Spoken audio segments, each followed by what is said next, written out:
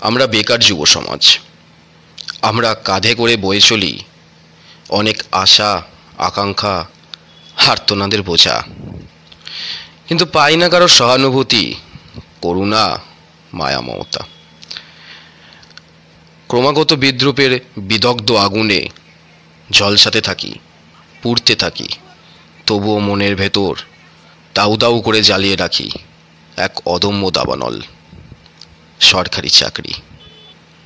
কিন্তু বিগত কয়েক বছর সেই আগুনেও আঘাত হেনে চলেছে কিছু চোর, দুর্বৃত্ত, যাদের অট্টহাস্যের নির্মম জ্বালায় প্রাণ হারাচ্ছে হাজার হাজার স্বপ্ন, যাদের মিডিয়া খোঁজ নেয় না, পরিজনাত্মীয় ভুলে যায়, শুধু রয়ে যায় বাবা মায়ের চাপা আর্তনাদ।